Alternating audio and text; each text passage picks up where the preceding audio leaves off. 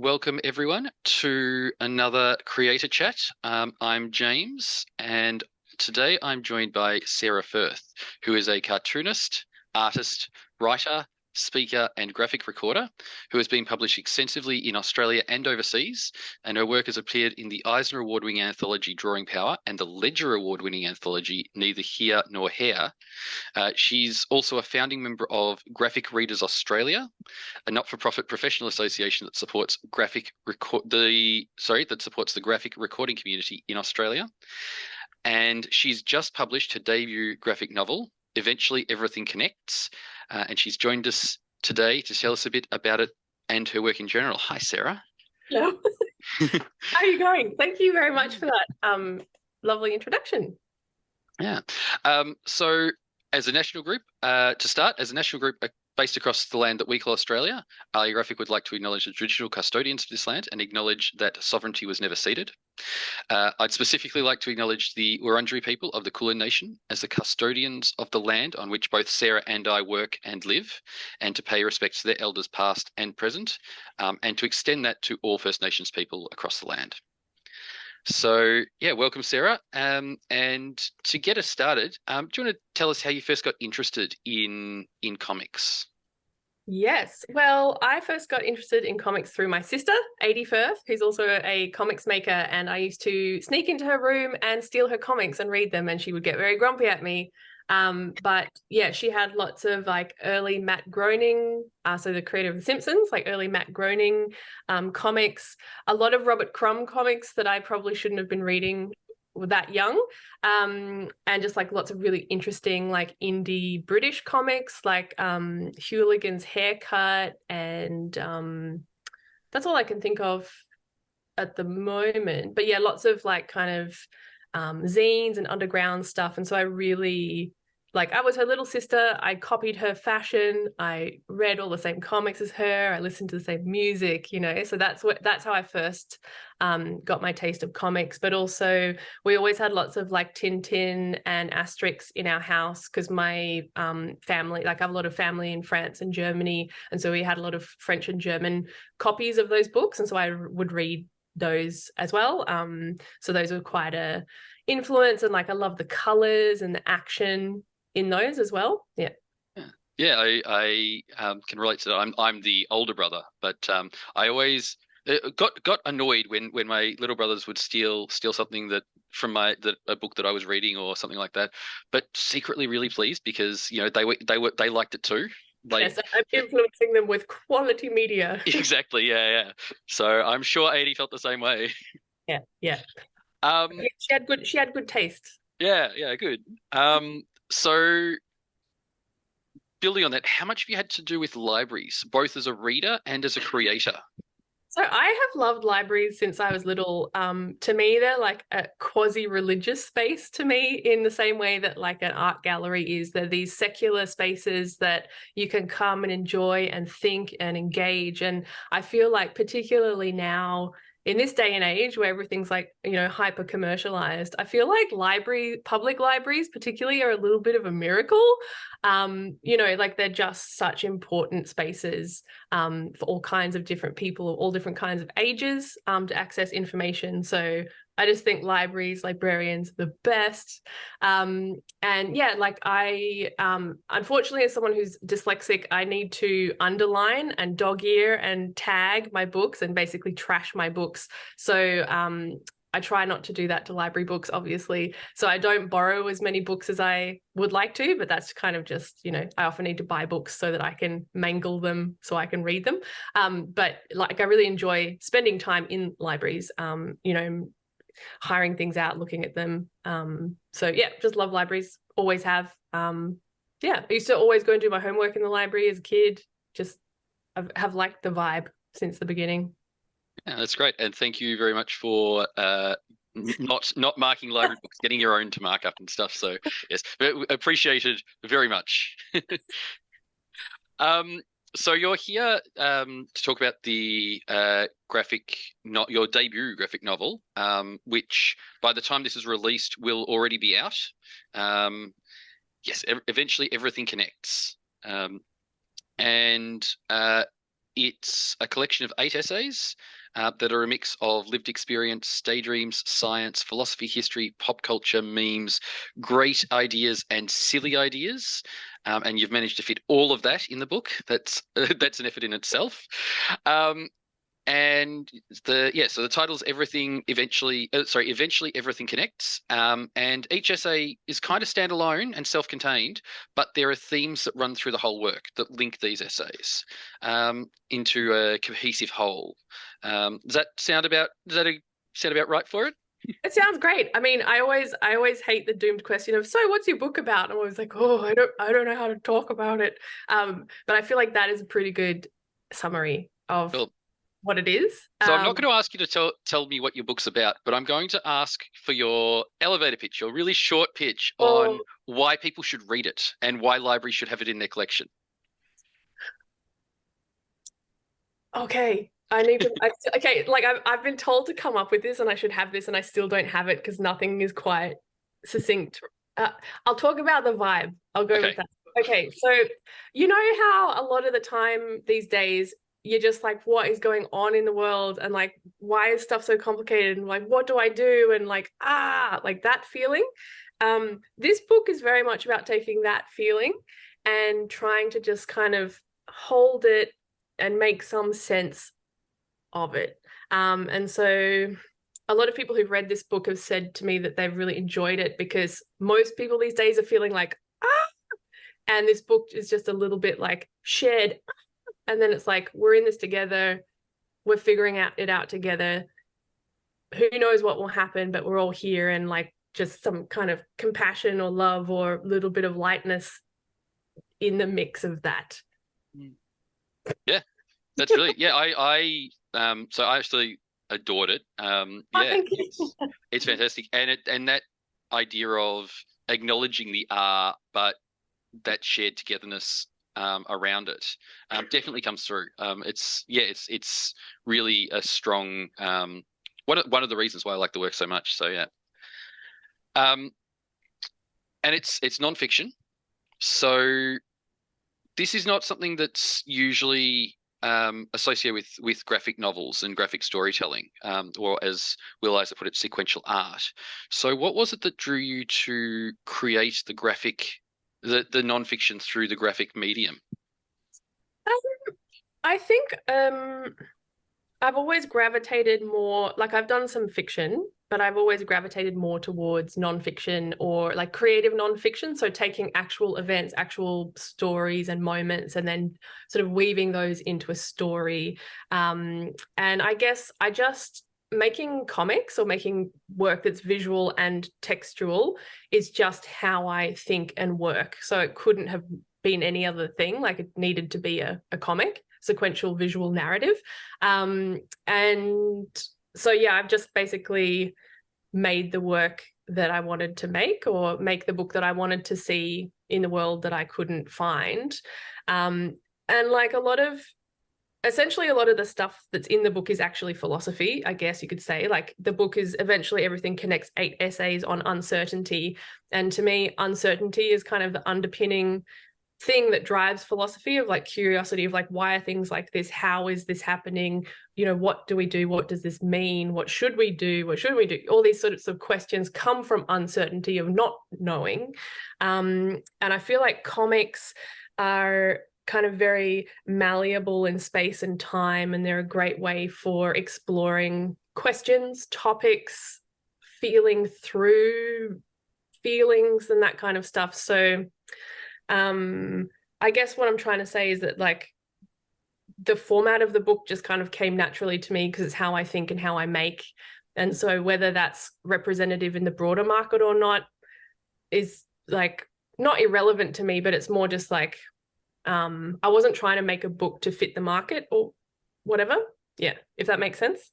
It does, yeah. So and it's interesting you said it was you feel that it was something that comics that what you were trying to say was something comics are suited to, and everything, because in the book there's a lot of very realistic representations. I'm thinking to the whole sequence of you sitting on the roof of your childhood home, but then there's a lot of more abstract, psychedelic, surreal sort of stuff that's you know, from depicting various people as different animals to taking a ride on a worm through a compost bin. Um, there's it's that's something that comics is really suited to, I think. Generally, is that mix of realism and surrealism, um, and the shifting forms of visual representation. But how do you decide what needs to be realistic and what you can take into these flights of not fancy but more uh, representative, not directly representative, but metaphorical images and stuff like that? Yeah, I actually really like that you use the word psychedelic because to me, a lot of my thinking and also my making is very what I would call psychedelic. And what I mean by psychedelic, like, is the original meaning of the word, which is mind manifesting. So psychedelic means like the manifested mind. So it's less that you're absorbing from the outside and more that you're projecting out there. And to me, like, as someone with aphantasia, and what aphantasia means is I don't have mental pictures, a lot of my thinking and sensing is very kind of embodied and textural. So for example, if you say imagine a car, I don't have a picture of a car in my mind. I instead have like the sound of a car, the feel of the wax of a car, the shape of the car in my hands, like the way the wheels, like all this data around what a car is that's not the picture. And so when I'm drawing a direct representation of something, I usually use photos to draw from. So for example, when I was drawing those pictures of me on the roof of my parents' house, I went and took photos on the roof. So I'm directly drawing from, sketching from a photo because I'm representing a real space. But then when I'm representing my own thinking in the book, it does, to your point, become very psychedelic because it's like the wispy moving thought forms of when I'm following a line of thought, it is kind of malleable and strange. And in your mind, you can become a tiny person on a worm, and it's like, even for me, it's like, I don't see myself as a tiny person on a worm, but I could imagine holding this kind of big wet thing kind of going through the dirt, like, so I draw that. And because I'm drawing the sensorial stuff, it becomes very gooey or whatever. Does it make sense? I don't know. It does, yeah. So it's interesting. So and I really love that description of aphantasia. It's something that I don't think a lot of people are aware of. And it's just the visual sense. It's just that you don't create in your mind. You don't create images. All the other senses, your internal stuff, will work, but not the visual. As far as I understand, it's a spectrum. So it's like, okay. If you ask anyone, so you have like aphantasia, which is just like no ability to create mental imagery, all the way up to hyperphantasia, which a few people I know have, where their ability to mentally visualize things is so strong, it's almost like a hologram is in front of them. So they could imagine a kingdom that they want to draw a book of, and they can see it like in 3D and like look exactly at the turret and like draw the turret and all this kind of stuff. Most people have some level of fidelity or lack of mental imagery. Like it's really a spectrum, and it's very different for different people. Yeah. So I'm interested to know then, how does this neurodivergence impact how you create and consume comics and graphic works generally? I guess the biggest thing, so an analogy that I think can be useful as well for describing aphantasia is it's like you have a computer and you have a screen, and for most people the computer and the screen are connected. So when you're working on the computer, you can see it on the screen. Whereas aphantasia is like you still have the computer and it all works except the screen is not plugged in. So you have, because people are like, how do you know what anyone looks like or what anything is? And it's like, all the information is there, but I just don't have a picture of it. again, this might be different for other people's aphantasia. This is just what makes sense for me. But how that manifests for me when I'm drawing stuff is like, a lot of comic artists I know, they'll be like, oh, I had this great picture in my mind and I tried to draw it and it just didn't turn out like how I pictured.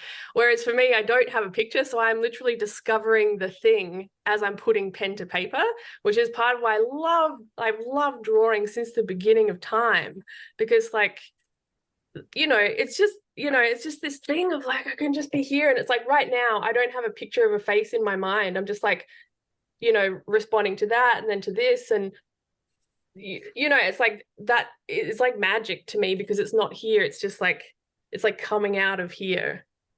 Like, which it sounds really silly, but like, there's such a like magical joy to drawing for me because I don't quite know what I'm going to draw. That doesn't sound silly at all. That sounds amazing.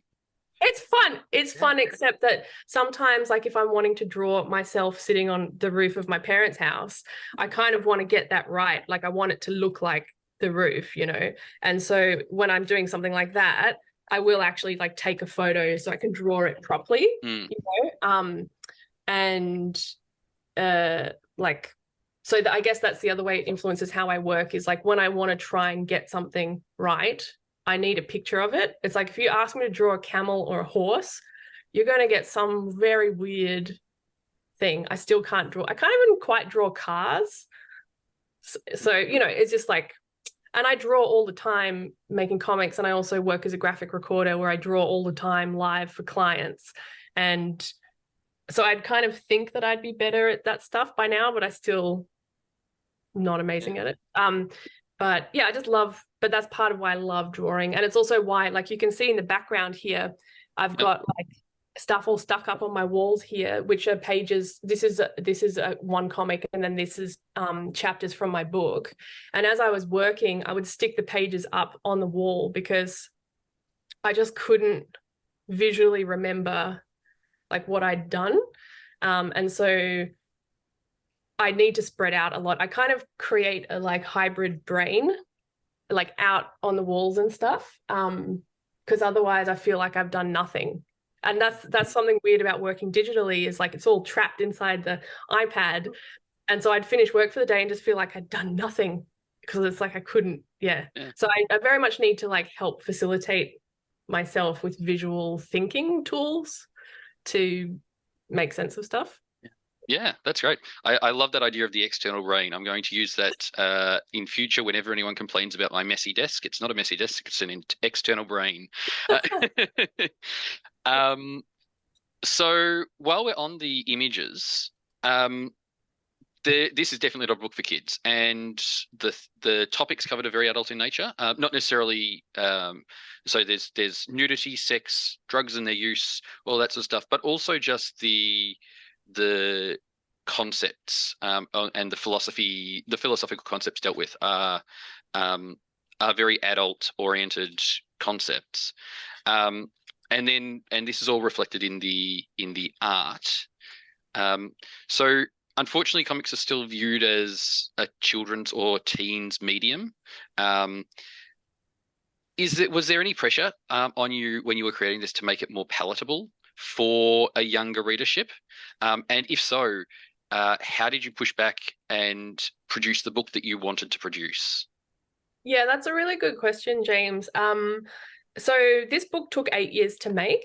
And part of that was, figuring out what book I wanted to make and just kind of getting feedback from people, and also publishers and agents of like, if you want to go down a traditional publishing route with a publishing house and an agent, you need to make this marketable. It needs to fit particular segments of the market. YA and children is really growing. People have always said to me, oh, you should do children's books. Your work is so colorful, all this kind of stuff.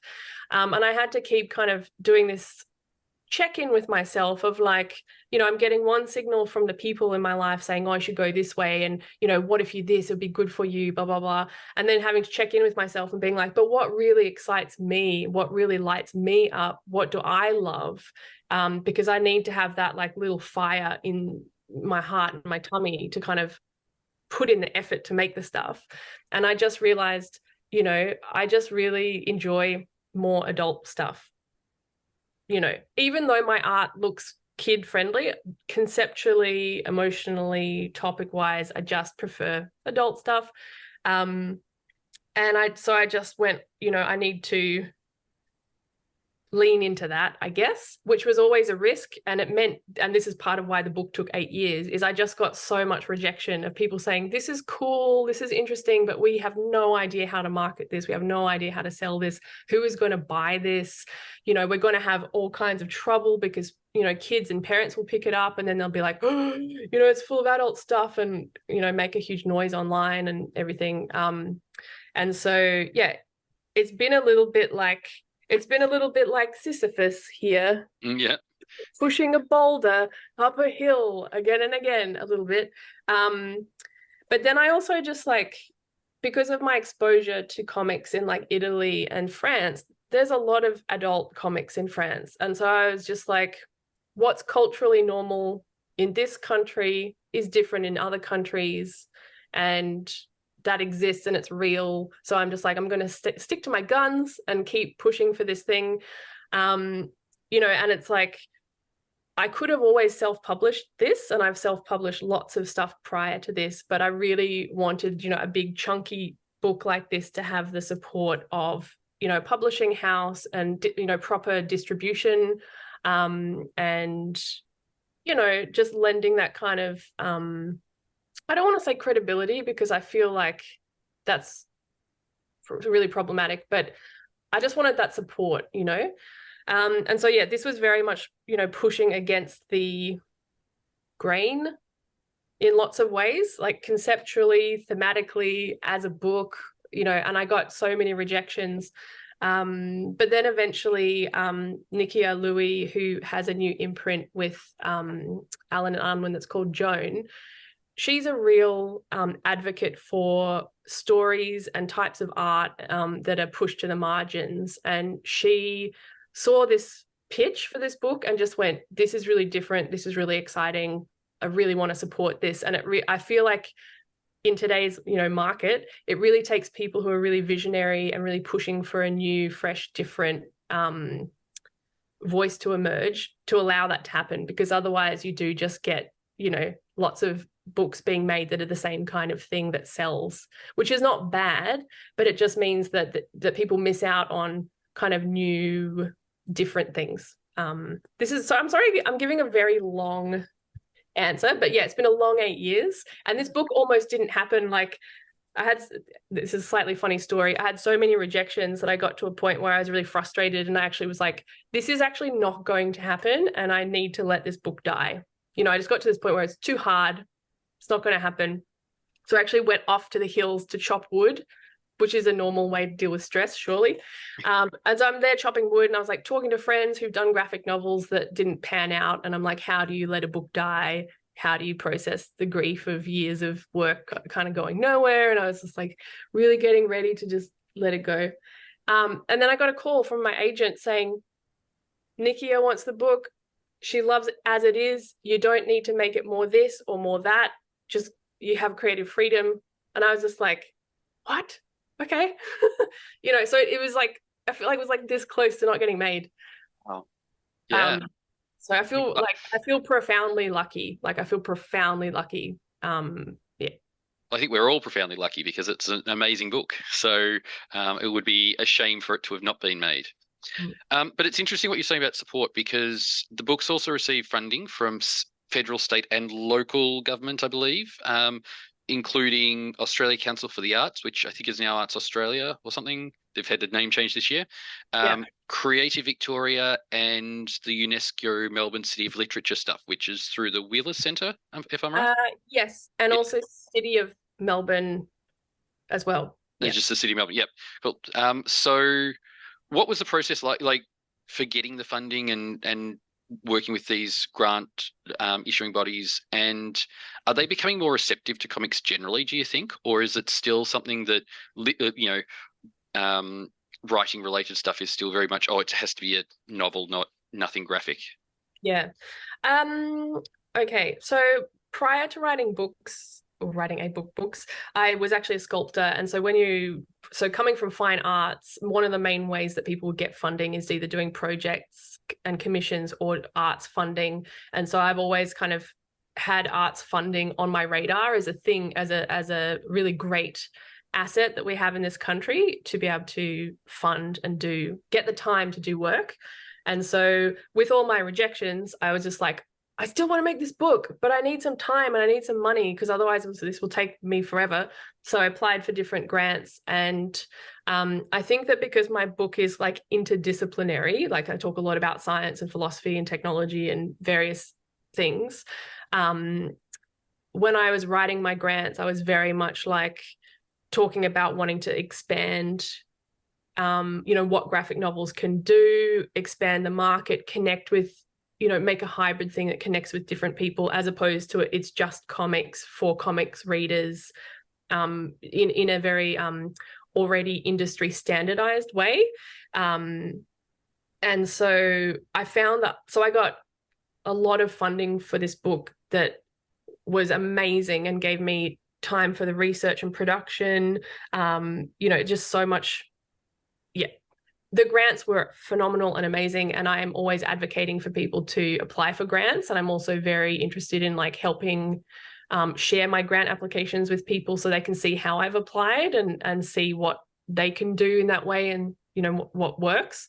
And I think that there's been the idea for a long time that literary grants and arts grants don't fund comics. I haven't had success with arts. So when you apply for funding, there's like different streams. There's arts, there's literature, there's workshops, different types of things. When I've applied for arts grants for this book, didn't get them. When I applied for literary grants, I did get them. So I can't speak to how that plays out for other graphic novels, though I do know lots of other graphic novel creators who have had really successful grants and getting like $30,000, $50,000, like really good grants to support the production of their book. And for most people, it's basically so you can get time off work to be able to do the artwork. You're buying yourself time. So incredibly valuable. I can't speak to, is there a general change in grant giving that is more supportive of graphic novels? I don't know, but I also feel like the more graphic novelists apply for literary grants, the more it's on people's radar of like, oh, look at these cool books that people are wanting to make. Oh, this is an emergent cool thing. It creates more signal, and so people respect it more.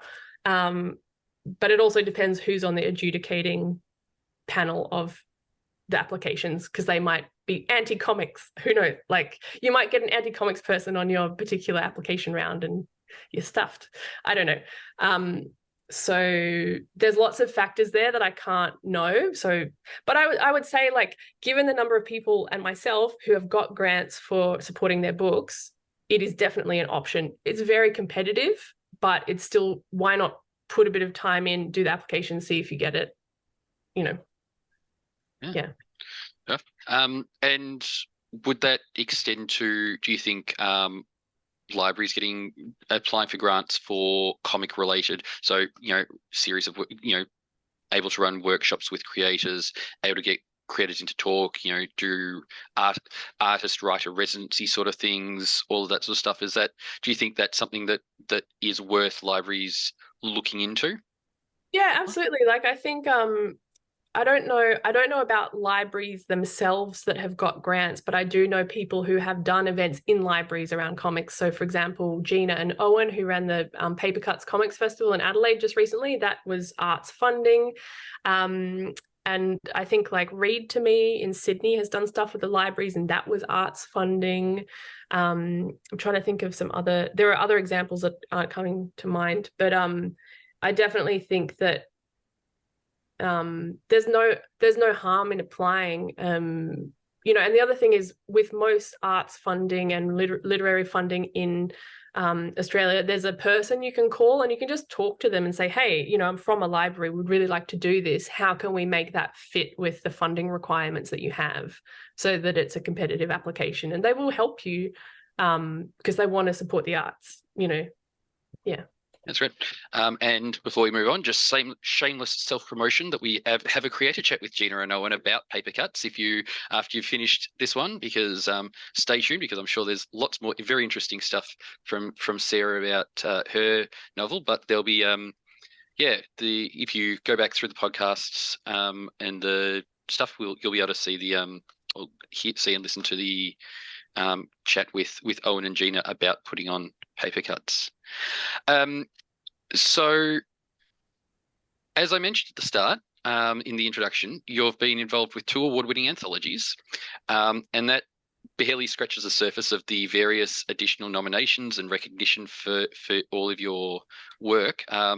Most recently, one of the essays from this graphic novel, the essay "We Were Here," was shortlisted for Island Magazine Non-Fiction Awards. What's it been like receiving these nominations and awards for your work? It's been really nice. I mean, there's lots of discussions these days about like how valuable are awards? Are they problematic? Do they cause more harm than good? You know, because for anything that has winners and losers, you know, it's like that's a problem. And it's like, even if you're not actually a loser because you didn't get the thing, you feel like one. And it's like, it creates these kind of arbitrary hierarchies and in and out stuff that's worth discussing, or that's worth talking about, because it's a bit yucky. But at the same time, you know, being anyone recognizing your work for its merit and value is really nice, you know, because people put so much time and effort into their work. So for me, I make a lot of work that I just don't actually really know if it's very good or not. And so when someone else says that they like it, whether that's just one person or whether it's a magazine, it makes me feel happy, because you don't make artwork in a vacuum. You always make pieces because you have a reader, imagined reader somewhere, or you want to talk to people and connect and communicate. And so I really appreciate it. And then from just a really practical level, like with getting grants, the more you can evidence that people recognize that your work has caliber, and that comes through like exhibitions, awards, residencies, blah, blah, blah. The more that when you're making an application for a grant, the more they take you seriously. So, that's yucky, because there are lots of people who don't have, that track record, who do amazing work, and like, how are they meant to apply for things, So anyway, it's very problematic. But for me personally, I always enjoy like having opportunities to, so with Island Magazine, it was an opportunity to have my work printed in their prize. It was the first time a comics piece had ever been in their nonfiction prize. And it makes me, like, I have a hidden agenda that's not so hidden, that is just about elevating comics to wider reading audiences, and particularly to adults, or what do you call it? It's not, what's the age group after YA? Emerging adult. Yeah, new adult or emerging adult or something. Yeah.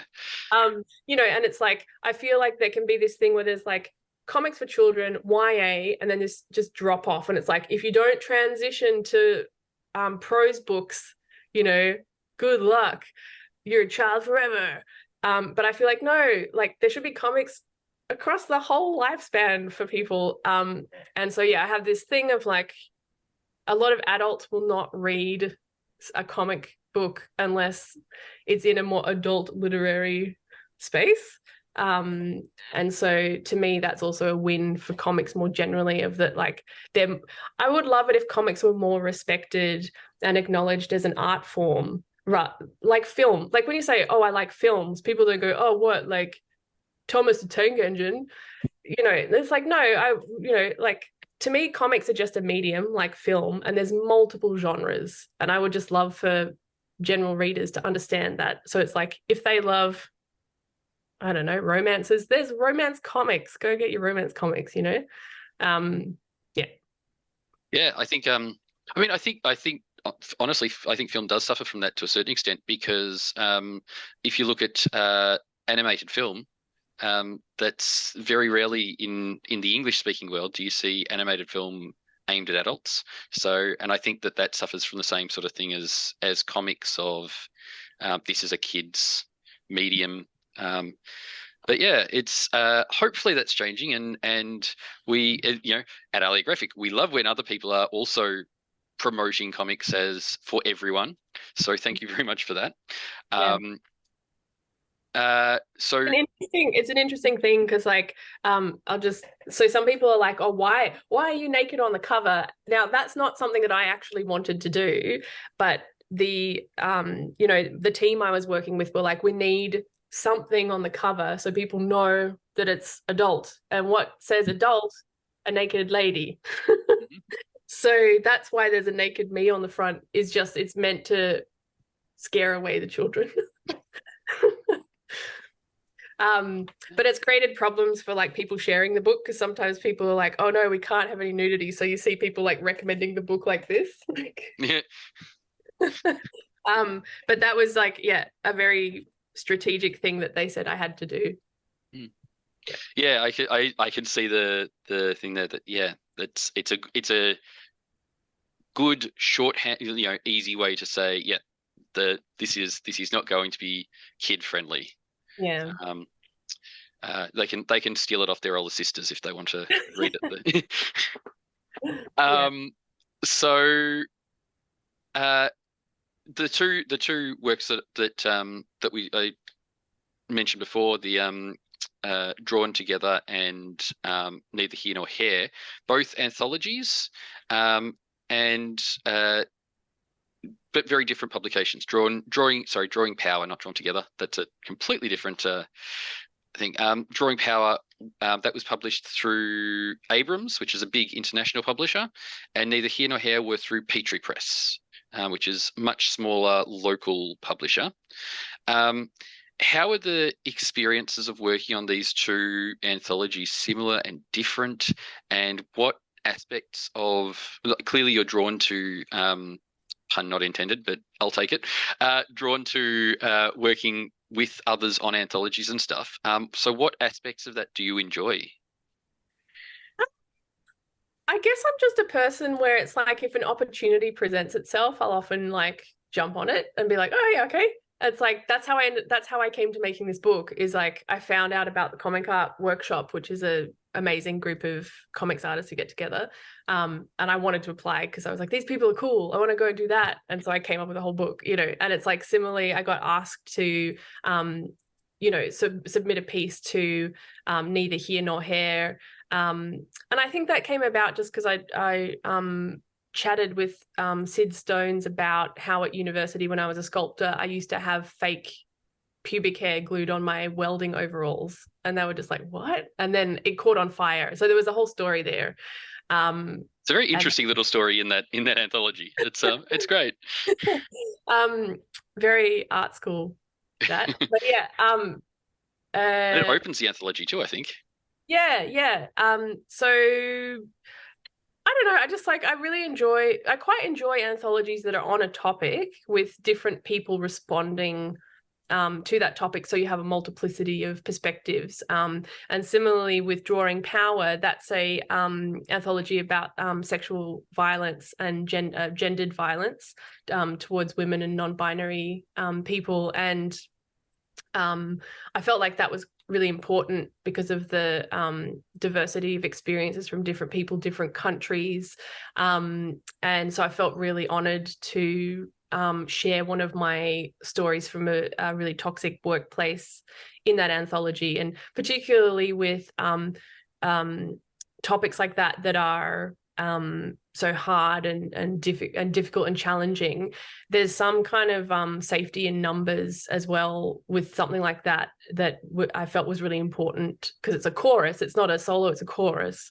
So I think for me, that's the enjoyment of anthologies. And in regards to working with the different publishers, so working with Petrie Press, that would like I know Sid Stone, so that was very, and I know many of the other contributors to that, so that felt very much like I was amongst peers and friends, and it felt very supportive, and we had a lot of creative freedom, etc. Whereas working with Abrams, that was more of like, oh, I don't know who else is writing for this, and I'm not sure what they will say, and there were more editorial processes. But Diane Newman, who's now unfortunately passed away, was the mastermind behind that anthology, and she was really great to work with as well. But yeah, it was just much more. Also, just working across time zones in the US, there's more distance and more waiting and more editorial and that kind of stuff. Yeah. So yeah, that's really interesting. And so it was always a process of they approached you to be part of the anthology, and then in one case in one case you were working on your own, in another case you were like within the context, you more aware of the context. How much did you work on, like, from what you're saying, the editorial stuff and everything? How much did what you were saying change based on what others were putting in and all of that in those two situations? Did you adjust your style to be more consistent with others? Did you adjust what you were saying to create a flow through the entire work, or? No, I think that's quite standard for anthologies, is it's up to the like curator or the editor to, you know, figure out where different stories go and the flow of the book and what does and doesn't work, and it would be up to them to give you feedback. Like as a creator, like I don't have visibility of what other people are making. The difference with the neither here nor here is I could message my friend to be like, oh, hey, are you doing a comic for the anthology, or what are you going to do? You know, so I had that informal checking in with people. Whereas with the Abrams book, it was very much when I got it, I finally saw the comics. However, there are two other Australian comics makers in it, Meg O'Shea and Rachel Ang, and we chatted about what each other was doing. And they were very different stories anyway, so none of, you know, that didn't inform what we made. Yeah. So there's another part of your work that's still comics related, but isn't as directly comics, kind of, and that's the graphic recording. So it seems like a really interesting way of it's recording meetings, conferences, all sorts of things. Can you, and you were a founding member of the what was it, Graphic Recorders Australia? Yeah. Do you want to tell us a bit about what graphic recording is and stuff? Yeah, so graphic recording is like minutes on steroids. It's like actually that's incorrect. So if someone is taking notes from a meeting, you have a stenographer who is a person who captures it exactly word for word. Then you have a minute taker who is a person who takes the like key action points or key whatevers that happen. So it's more detail. What a graphic recorder does is I'm more of a synthesizer of the event. So it's like the vibe, key things that were said, key moments, key feelings, you know, so it's like a little bit more creative and a little bit more about creating mnemonics. So mnemonics are memory jogging things. So that could be a word, it could be a joke, it could be a picture. You know, these little moments in a conversation that for anyone who was there, they'll be like, oh yeah, remember when they made the joke about the guy spilling the coffee on his pants? Oh yeah. And then that kind of mentally connects them back into being in the room and remembering what happened. And so graphic recording is, yeah, visual note-taking. It takes lots of different forms. Like I do it, you know, in really messy kind of brainstorming UX scenarios up to like very formal keynote presentations. I do like conflict resolution situations. I do legal, I do grassroots activism workshops. You know, part of what I love about it is that I am able to go into different industries and sectors and different groups doing different stuff and support in amplifying and visualizing their voice so that they have this kind of beautiful visual asset that they can use for advocacy, for communicating what they've talked about, and even just like sharing back with participants so that they can remember what was talked about. Because I don't know about you, but it's like if I so I take notes all the time to remember, because I just like to, you know, that's how I think. But like if I don't take notes and I sit and listen to people talk, I can remember like maximum 3 things that were said. like do this. And even if it's a conversation that I love, I'll just be like, oh, I can't remember what did they talk about?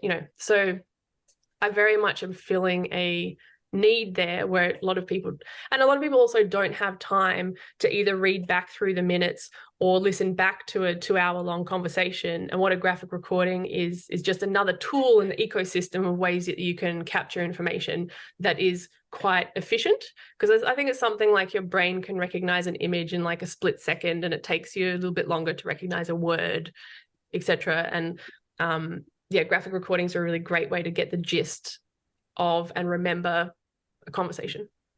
And probably more accessible too for a lot of, like, it's if you people with dyslexia or other things, it could be a lot easier for them to engage with that method of recording.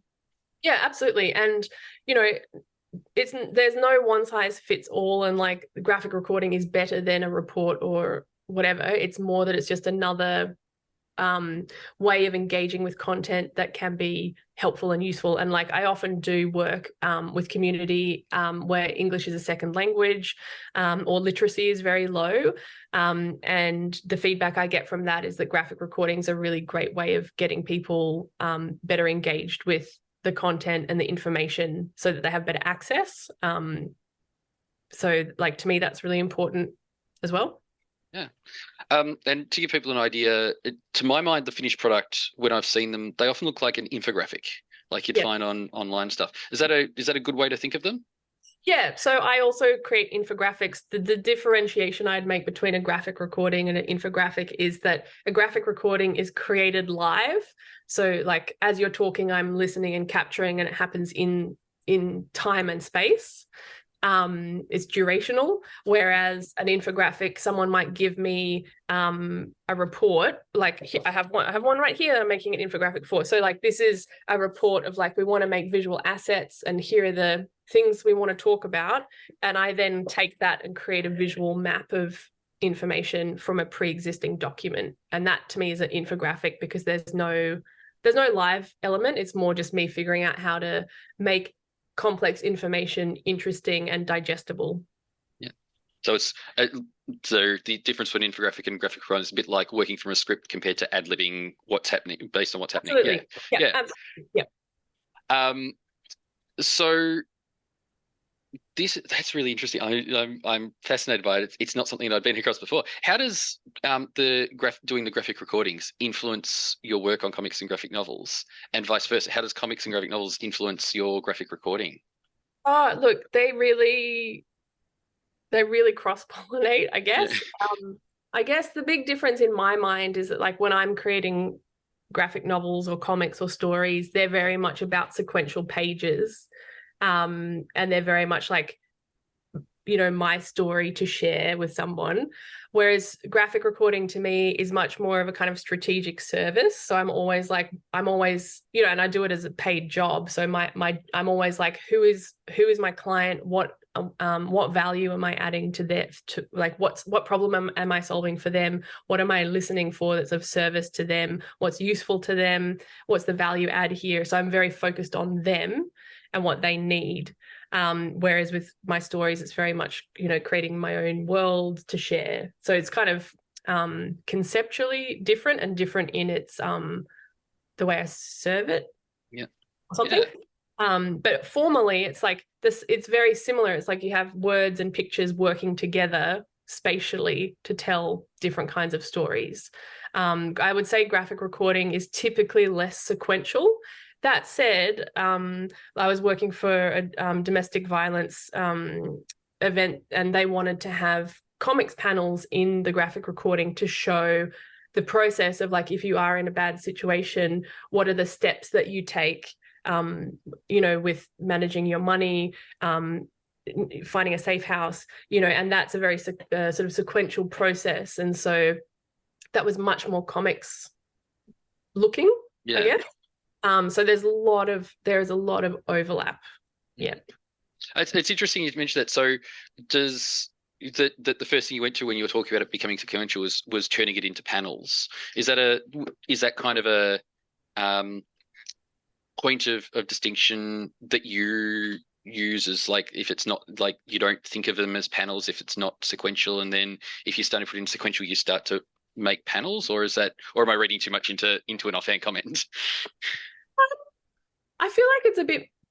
I feel like yes, yeah. I feel like yes, you're right. But to me, it's also just a bit more fluid. It's like, to me, panels are just a recognizably comics Yep. thing that don't typically get used in graphic recording because they're too static. And when you're doing graphic recording, it needs to be very sort of movable and things. So you don't see them as much in graphic recording. That's all, I guess. Yeah. But basically, yeah, the main differences are that comics tend to be sequential, over multiple pages, whereas a graphic recording tends to be one image that you move across, like a painting or whatever. And then also it's just like comics that tend to be made alone at a desk, to ship to people, and you make them because you like them, whereas graphic recording is a service to a group or to people. So it's less about you and it's more about them, their ideas, what's emerging, and kind of being a mirror. And I guess also graphic recording is a facilitation tool because you are a mirror in the room with the people, and they can, if I'm here, I'm a person, I'm here talking, and I say like, I don't like it. And I on my big screen, it says, I don't like it. This person knows that it's been heard and said, and that helps to facilitate the conversation where they can move on to the next thing. And, so it's very relational. Yeah. Yeah. So that's that.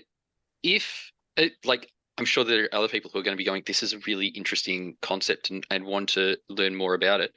If a library is interested in having a graphic recording for something, or even just wanting to learn more about it, what sort of stuff would you be suggesting that libraries should think about graphic recording for, and how can they go about it, and what should they know about graphic recording before they take that plunge?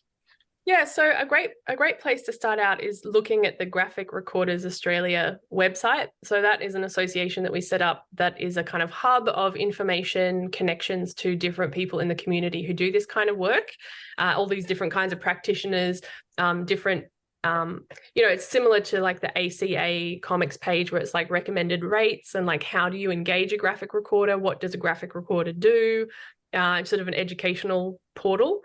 And I guess graphic recording doesn't work for all events or scenarios. So there's that. Like, for example, if you're in an accounting meeting and people are talking very specifically about numbers and details, graphic recording is a bit too general for something like that, whereas if you had, like, for example, at the Paper Cuts Comics Festival recently in Adelaide, you had different comic artists talking about their process, stories of how they got into things, sharing tips and tricks. Perfect scenario for graphic recording, that's got lots of information that you could share out.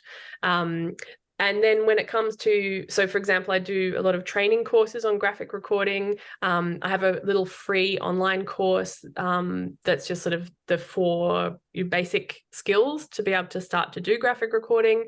There's lots of graphic recorders that would come in and do like a day workshop to teach people stuff. You could do that at a library. Also something that we've found really useful is that graphic recording is a great study tool for students. And it can even just be the basics of graphic recording. So like using headings, using different colors, for different things you need to memorize for a presentation or an exam or whatever. And those kind of visual thinking skills and note-taking skills can be really fun and engaging for students who are finding it hard to listen in class, that kind of stuff. So there's lots of different ways you can sort of plug and play graphic recording skills.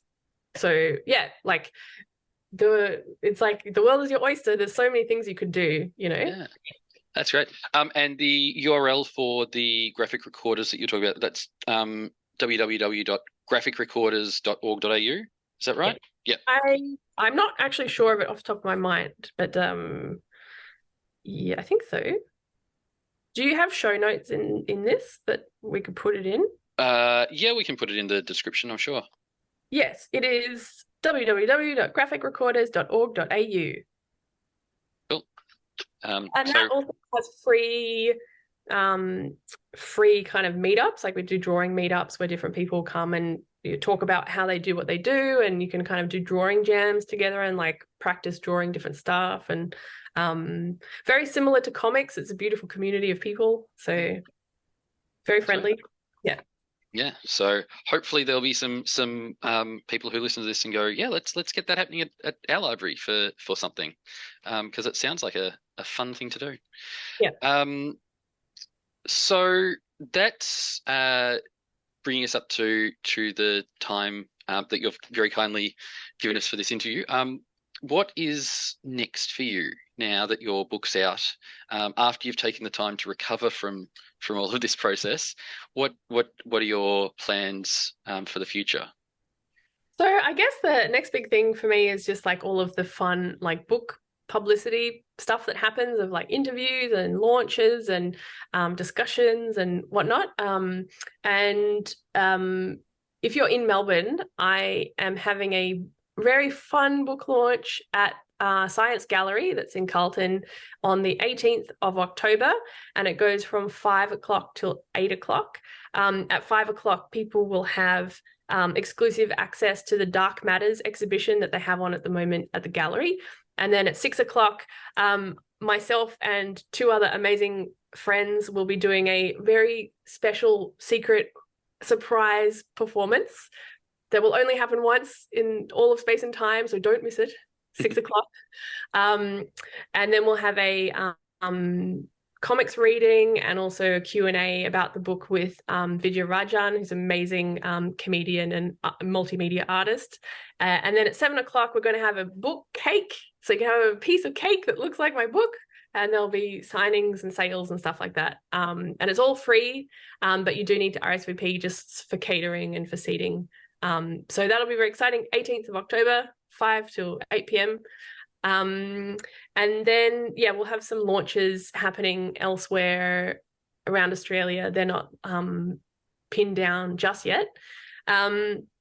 And then I also believe that the book will be coming out in the US in spring 2024. So that's not, again, not locked down, but that's sort of in the works. So there will definitely be stuff happening with that next year. In regards to like writing another book, I've got some ideas. I'll see if I feel like it. But I'll just see what new opportunities present themselves, and what's next. I don't know. We'll see. Some new adventure. Stay tuned. Yeah.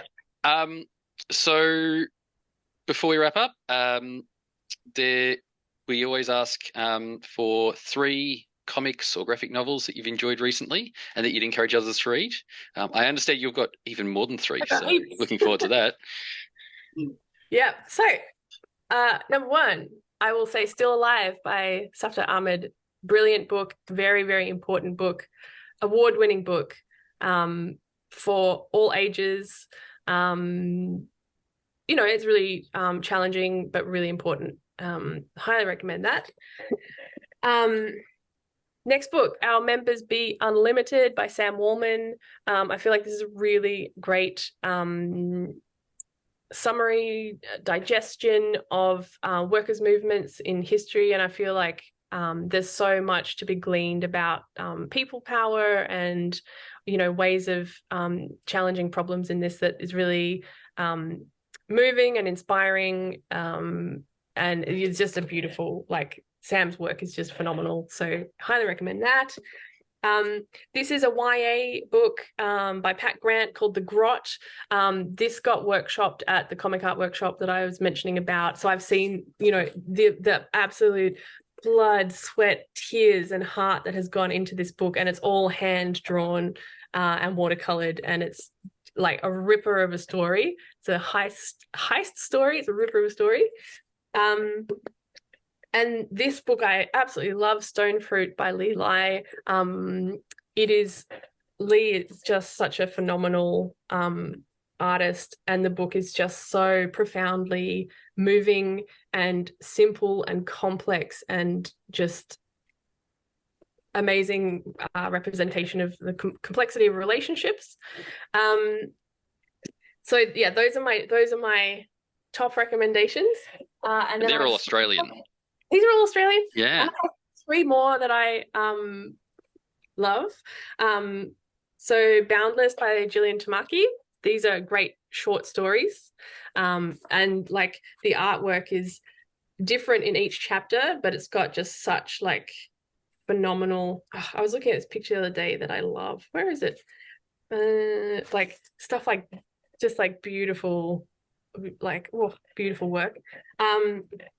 Unflattening by Nick Susanis. This was his PhD. This is very intellectual, philosophical, cerebral, really beautiful, clever, deep book about perception and knowledge.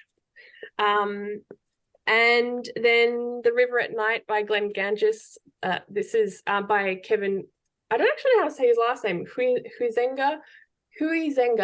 Huizenga. Glenn Ganges is the character, and The River at Night is a collection of the various comics that he has. This is very kind of conceptual, cerebral as well, but like really entertaining, and love it. Yeah. Yeah. And I've got more, but I'll stop. Okay. They're really good suggestions. And it shows the I think it shows because I think all but 3 of those were nonfiction as well. Is that right? Or so because I think the Grot isn't, Stonefruit isn't, and the Glenn Ganges one isn't, but the others all are. Is that right? We have an even split. Okay, even split. Yeah. These are fiction and these are non-fiction. Yeah. Oh, well, that's my book. I feel like that's non-fiction too. That's non-fiction too. So. Yeah. Yeah. So there's a split. I feel like there's a split. Yeah. But yeah, so I think it's great that it shows how vibrant the community of people making non-fiction graphic novels is as well. It's definitely a growing area, and it's one that people should pay attention with. And your book is definitely a welcome and worthy part of that. So yeah, thank you very much for joining us. Before we finish up, what is the best way? So you said there's going to be launches across Australia, all sorts of stuff. What's the best way for people to keep updated on your projects? And for those who can't make the launch or anything like that, where's the best spot for them to get your new book? Yeah, so the book officially comes out on the 3rd of October. Nationally. So it will have come out by the time this is put out. So yeah, you buy it at most bookstores. If a bookstore that you love doesn't have it, you can get them to order it in. It's also available online. I also have copies to sell. Unfortunately, postage for this is very expensive. So the joys of hardcover books. Yeah. Go to the local bookstore. And in regards to keeping up to date with things, I use social media a lot. So much. People have told me I'm annoying, but whatever. You do you. So yeah, I use Instagram a lot. I use TikTok a bit. And yeah, I guess mainly Instagram, a little bit of Twitter, a little bit of Threads, X. Oh, why did I ruin Twitter? Anyway. And handle? So most of my things are at Sarah the Firth. So SARAH, the THE, and then Firth, FIRTH. And all one thing, no underscores, nothing like that. Yep, just Sarah the Firth. Yeah. And you've got a website? Yes, and my website is www.sarahthefirth.com. Excellent. Good. Well, thank you very much for joining us, and all the best with the release, which by the time people listening to us will be well done with the release, and all the best for the launches and everything, and for the continued success of your book. Yeah, thanks so much for having me, James, and it was really great to chat with you, and thanks for organizing this. Yeah, it's great. It's been great. Yeah. Okay, thank you. Thanks.